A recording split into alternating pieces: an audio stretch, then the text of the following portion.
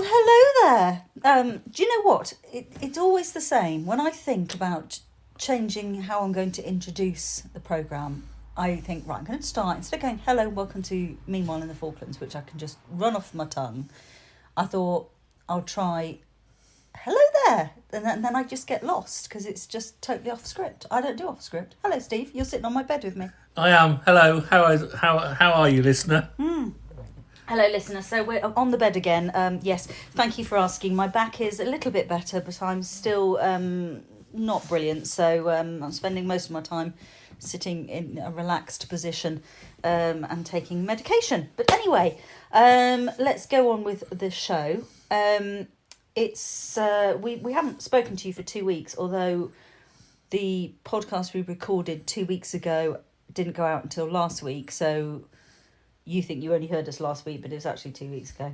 I've got my diary with me, so I thought I'd have a look at what I would have been doing this week. 21st of April is actually a bank holiday in the Falkland Islands. It's the Queen's birthday, and luckily for us, it comes to the usually when it's still quite good weather, isn't it?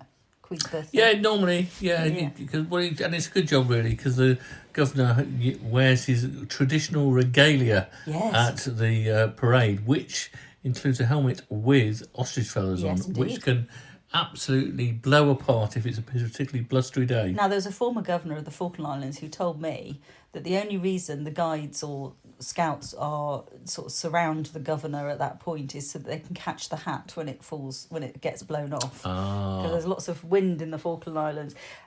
So usually we do have a parade. There's usually a band down there. Isn't it usually the Gurkhas at this time of year? There's a Gurkha band, I thought. No, I mean, the Gurkhas have been down, but it's a number of bands. Of course, we had several years ago the incident where they got the band on the plane and then found out that it was too much weight on the plane and took all their instruments off. And so the band came down, but they had no instruments to play, which was rather hilarious at the time. Because we contacted the media ops and said, do you want us to have a whip round and see what instruments we can get together? You know, because we've got a trumpet at home. I know a couple of people who've got trumpets and a euphonium and whatnot, and we could have cobbled together a military band, but no, they didn't like the idea, so no band for that year. So yeah, last year or the year before we had I'm sure it was a Gurkha band, and they played the Game of Thrones theme while the governor was inspecting the troops. Oh wow, yes. Do you know what? I possibly wasn't there for that then, or didn't. No, you might not have been there for that. Because I would have definitely remembered that. Anything Games of Thrones related, you would have remembered. I would have remembered. The big guns are let off. A 21 gun salute on the. I think that is a 21 gun salute. I'm sure somebody will correct me if it wasn't. They go off on the main Victory Green, but you've got to stand if you're. Obviously we film it, so we have a locked off camera, and then we have like 2 or 3 people knocking around with mobile cameras, but the locked off shot takes our safety shot, and then when it comes to the guns going off, the camera just moves slightly so it's got the guns straight in its sights. Hey, look at that. Do you see what I did there? Yeah, I know. But you've got to be careful. You've got to be on the correct side, otherwise the smoke from all the guns just goes straight into your face. And you don't see a lot. And you don't see a lot, no. So that's the Queen's birthday parade. That's usually happens, but this year I think the governor went down with his ADC and MLA Stacey Braga, and they stood 2 metres apart whilst the flag went up the flagpole. So, but no parade. No parade. This Saturday, of course, 25th is Anzac Day, and it is marked in the Falkland Islands with a dawn service, which is usually around 7 o'clock, or 7:15, I think it is, at the Cross of Sacrifice, which is where the cemetery is. FITV, can I just say, always turn up, even though it's still dark, and I've been there at 6:45 in the morning. There's not been a soul around. And we've stood there, I think it was last year or the year before, it was Katie, Hannah and myself, and we went down there, and it got to about 7:10, and we were going, do you think they've cancelled it? And we're still here because it's happening in a minute. And then all of a sudden, people arrived, and it was done. So I told you to research this, so Well, firstly, one of the reasons that obviously it's popular because it's commemorating the Australian and New Zealand servicemen and women that have lost their lives over the various conflicts over the years. But a big draw in the Falklands, at least, are the bacon sandwiches that the governor provides at Government House. No, that's not true. It's the Anzac biscuits. But anyway, okay. no. But In all seriousness, it's a very nice. It's a very intimate service. It's very dark, obviously, because the sun hasn't risen, so it's quite stressful for us. Our footage is always grainy. The cameras really struggle, but that's not the point. The point is it's a dawn service. It overlooks the harbour. You watch the sunrise. It's very moving. Yeah. Very moving service. Well, it was initially started to kind of remember the servicemen and women that lost their lives in the Battle of Gallipoli in Turkey in the First World War. Oh, okay, that's where it comes from. Yeah, that's where it originated from. But obviously, it's now sort of widens as there's been obviously a number of conflicts since then that Australia and New Zealand have lost servicemen and women in. So it's to commemorate all of that. So effectively, it's the equivalent to their Remembrance Sunday in many respects. Okay, that's not straight from Wikipedia, is it? No, that's your knowledge. My knowledge. Okay, that's fine. Yes, big connection obviously with Australia and New Zealand, with the Falkland Islands, with the sheep and the shearers. There's got quite a... Somebody once said to me years ago that the Falkland Islands accent is basically New Zealand with a bit of a Dorset twang. Yes, and the other thing that happened, occasionally, you get an influx of people from New Zealand and Australia, and strangely enough, the cricketing side of things improves when those people are there. Really? Yeah. The level of cricket definitely ups when you get an influx of people from Australia, New Zealand, and South Africa, actually. Falkland Islands, of course, still undefeated in Jamaica. Let's just put that one in. And if you want to know why, you need to listen to previous podcasts to find out about that. Anyway, we're still here self-isolating in deepest, darkest Hampshire. It's, again, a beautiful day. Trees... Well, I don't know. But I'll tell you something. My hay fever is kicking in. Well, it's the reason your hay fever is kicking in because it's all the tree pollen at the moment. It's particularly bad. But I must admit, I went to cycle ride yesterday evening into the deepest, darkest countryside. That was Hampshire. deepest, darkest, wasn't it? And it was a beautiful evening, and I went past some sort of woodlands. And there was a carpet of bluebells, which was absolutely stunning. What a beautiful description. I know. Well, they're just, I don't think you were an accountant. I know, I can be eloquent if needed carpet. to. But the other thing is because I wanted to test out my blown quad. Okay, so it's another ailment of the family foams is my back, and Steve has one of your quads is blown. Yes, but I mean, it blew quite a while ago, and it's playing football, wasn't it? On the Stanley pitch. Playing football, yes, it was. I should have known better because I was over 50. But anyway, where I'd stopped, yes, again there was this absolutely stunning vista. I might use the word vista. It's not like the word vista. Look at you and your words. And I know, and it was rolling countryside, and in one of the little dips, you could see the church tower. Oh, wonderful! And it was just like being in, as I imagine, the world of the Hobbit. It looked like the Shire, didn't it? Yeah, it did. Look at me, referencing. I know. Yeah, Tom Bombadil and the Shire. And if you had somebody just walking up the hill at that point named Tom, that would have made it. That would have made it. Anyway, let's. Steve is our designated shopper, so he's the one who goes out and gets our groceries each week. And unfortunately, I asked for chocolate and it didn't come back, and I was told no, we were going to be healthy and take advantage of the fresh fruit and vegetables. To be fair, we have taken that's one of the things. I mean, I've started exercising more. We're definitely eating more healthily than we have done for a while. But I did sort of, I guess, acquiesce on the chocolate, and because I demanded it. Yeah, and we now have naughty Thursdays. Now, can I just lovely? Let's just leave it at that, shall we? Yeah, we will. I might even just cut that out. Actually, my daily walk, because obviously I can't walk very far at the moment, is just down this road, and I've taken to noticing the post boxes and the royal ciphers on the post box, and there's a post box that's just down there. I'm pointing in the direction.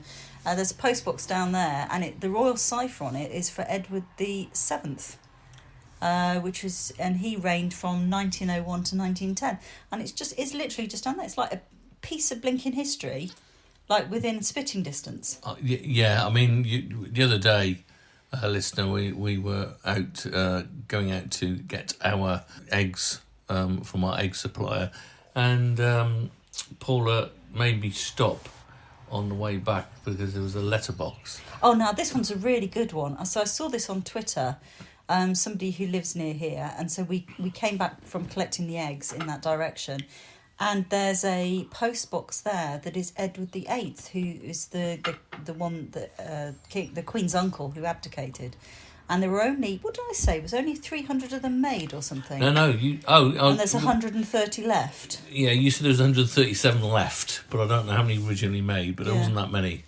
Because he didn't last very long to be first as king anyway. No, I can't remember how many days he lasted, but he didn't have a coronation anyway.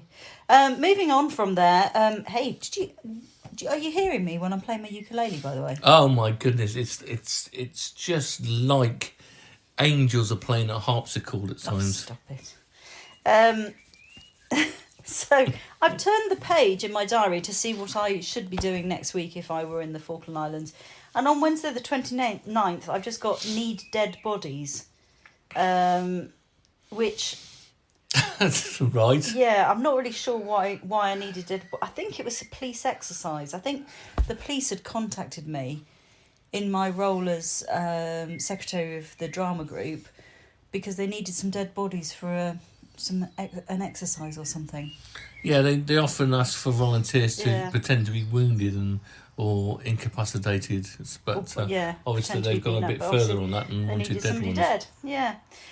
Trout season closes on next week, by the way, 30th in the Falkland Islands. Trout season closes. You've been fishing in the Falklands? No, I haven't. So I can't really comment on it. I mean, the sea trout are fantastic. If you are an angler or an avid fisherman, you should definitely visit the Falkland Islands because it's got some of the best trout fishing in the world. I do remember casting a line with a bit of bacon on for some mullet at Darwin off one of the pontoons there once upon a time with Andy. With Andy, and we caught some mullet. I mean, again, but you know, they're not particularly hard to catch because they eat anything. So, as opposed to when we were first married, and I took Steve carp fishing at this lake, and I put you on some tutti frutti sweet corn is what you put me on. Tutti frutti flavoured sweet corn on the bottom. Yeah, but I put you on a bottom rig, right? So, and that's where they all feed, on the bottom. So I was pretty certain you were going to get. Yeah, and you were on dog meal. I was on dog biscuits on a free line on the surface because it was a beautiful clear day, and anyone who fishes will know that the carp on a clear day will come up and just take your bait from the surface of the yes. of the lake. So bear in mind, I'd not known Mrs. Foames very long at this point, and when I asked to go fishing, I said, "Oh well, I'll give it a go. I'd done a little bit of fishing before." And so I turn up, and Mrs. Foames is in full camouflage, and I'm in shorts and a t-shirt, and so I was thinking, I see, obviously takes angling fish seriously. And then when we get to within about 20 metres of the shoreline of this lake, Mrs. Foames gets down on her hands and knees and crawls like an army soldier to the shore, And I was thinking, what on earth is she doing? Because she doesn't want to frighten the fish. No. And I just thought this, it was a bit surreal. But to be fair, there were a number of anglers there fishing around this lake one day. All these blokes, big masculine guys. The odd perch they would catch on a pole, but on a pole, but a tilly perch. And Mrs. Foams caught something like £10. It was bigger than that. Okay, but it was a mirror carp. £15 mirror carp. £15 mirror carp, and then on a free line. But the funny thing was when all the guys saw Paula caught this mirror, they all left. I was a lot thinner then. Yeah, they all they couldn't handle the competition and all left. Do you know what? Fun enough, I read somewhere that actually female scent is more attractive, but it's with salmon fishing. So I think, correct me if I'm wrong, listener, but I think the record for salmon fishing is it's been caught by a woman, the biggest salmon caught by a woman, and it's something to do with our pheromones. So there you go. Get your rods out if you're that way inclined. Things that have attracted us this week. I thought we'd do some recommendations. I'm a big fan of Twitter, so you follow me on Twitter. I'm Rita_Seagull. Because that's the name I write under. But you'll be able to see it's me anyway. I follow a couple of people. I follow a lady called Lara, and her Twitter handle is London Mudlark, and she looks for treasure or looks for interesting things on the banks of the Thames as it's it's wonderful, the stuff that she picks up. Really, really like that. And then recently this week, I've been following a guy called Dean Wilson, who I think he's up in Withensea, and he goes for his walk along the beach and photographs really interesting pebbles. Sounds really sad, but it's really good. And he's a poet as well. He's called Poet Dean Wilson 6, and it's fabulous. I just love his poems, and I'm not a big poem person. But I have to say absolutely the best person to follow at Twitter at the moment is Bob Mortimer. He's brilliant, isn't he? Oh my goodness. Also a fisherman. With Paul Whitehouse, and he did a programme with that. But Bob Mortimer is absolutely hilarious at the moment. He's created this character who is called Train Guy. It's called Train Guy, who goes on conference calls with Jeff Linton. No, Jeff Linton seems to be the boss. Jeff Linton's the boss, and Colin is the guy. Yeah. But I would strongly recommend you have a look at them. And and while you do it, have a cup of choo-choo. Yeah, it's every single person you've overheard on the train. Yes. Going into London being super important. And one of the phrases he used on his last one was, "Yes, we're going to put that in the thought fridge and snack on it later." Later, yes. Which made me thinking about those kind of phrases, those like management phrases that and there are people, I've come across quite a few people who use these phrases. I was asking you, as you've got 3 degrees, and you've got your MBA as well, have you ever come across people like that? Or do you use those kind of words? Or cup of choo-choo? No, I've not. Don't use the... No, things like, let's aggressively pull positive change levers and, Oh, there is a load of MBA gobbledygook speak. And the going forwardness. Not quite like that. I mean, he's obviously Bob Mortimer, that is kind of making it funny. But no, there is a whole load of MBA speak. And to be fair, listener, if you're ever in one of those situations around a meeting and somebody goes into that, just ask them what it means. Rather than stand there thinking, what on earth does this mean? I'm out of my depth. And thinking, just say sorry and say, could you explain what you're talking about, please? And either A, you will become enlightened, and find out, or B, you'll find out they're completely bluffing themselves and have no idea, and they've just read it in a book somewhere. Can you see how we're so careful to say that one word that starts with bull and ends with a T? Yeah. There is an online generator, business generator, which I had a quick look at, and they're called buzzwordsforyou.co.uk. So if you're sitting in isolation, you've got to write an email today to sort of explain something, get on there and you can find some great lines which you can use. Like, this needs some approximate reasoning for real-time probabilistic processes. Yeah, what use those. Like, get as many P words in there as you can. Or join the Plain English campaign. Do you know what? I was sitting in a Legislative Assembly meeting some time ago. I'm not going to say which member of the Legislative Assembly it was, but it was one of the camp representatives, and they were doing a portfolio report, and I've never heard so many words beginning with P in my life. I started to wonder whether he'd done it as a bet to see how many P's you could get involved in. Well, you've narrowed that down to 2. I have, haven't I? Although I didn't tell you which Legislative Assembly it was, because at the time there was a younger member of the Legislative Assembly who was sitting there wearing Christmas socks, which had some kind of logo on them, and I was trying to read what it said on his socks. But anyway. Well, yes, and I would imagine if it's the particular legislative member, I think it's probably Liverpool, to be perfectly honest. There's a lot of Liverpool supporters. Oh, my goodness, yeah. What's that They've all about? all come out of the woodwork this season, and of course...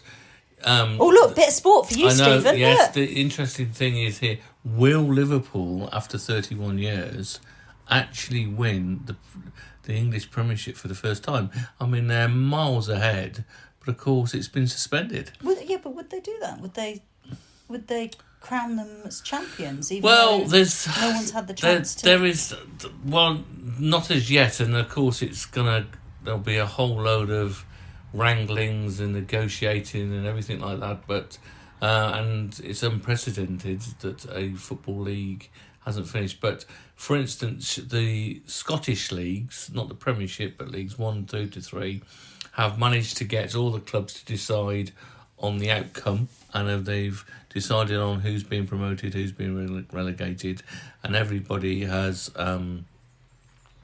agreed. The Bundesliga in Germany is purportedly starting up again on the 8th of May, and there's talk of the Premiership basically starting up again in either mid-June stroke to July and finishing. There's 92 games left to be played.